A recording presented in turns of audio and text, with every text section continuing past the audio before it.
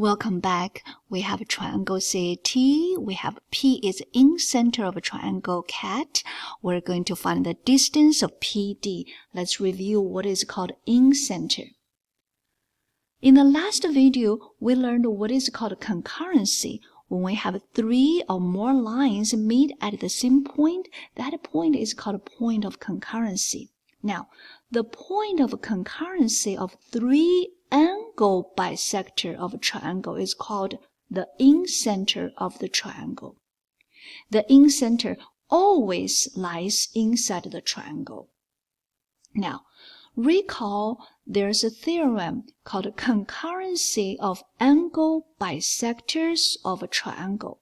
It says the angle bisector of a triangle intersect at a point that is equal distant from the sides of the triangle.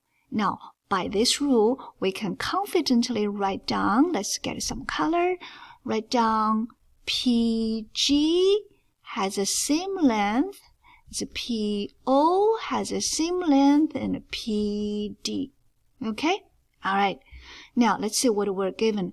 We're given, we know CG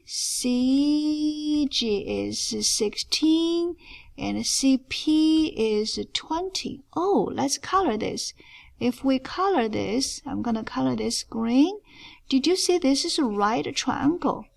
Yes, CPG or CGP or GPC, whichever way you're reading it, it's a right triangle. If it's a right triangle, we can use A square plus B square equals C square, right?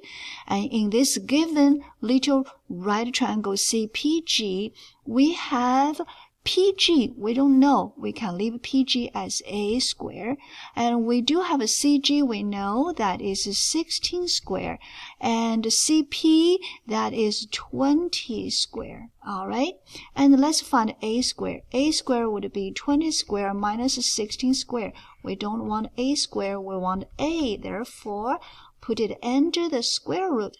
And 20 square minus 16 square. If you do not want to multiply 20 times 20, 16 times 16, and minus it, you can do this. You learned from Algebra 1, you can do add and times minus, okay?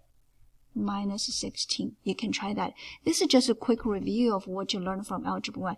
You definitely can go ahead 20 times 20 and minus 16 times 16. All right, take the square root. All right, last we're going to find the length of this A. A is our PG, okay? So A is 12. So once we found A, we go back here. PG, PO, PD, you all have the same length, 12 units. That is it.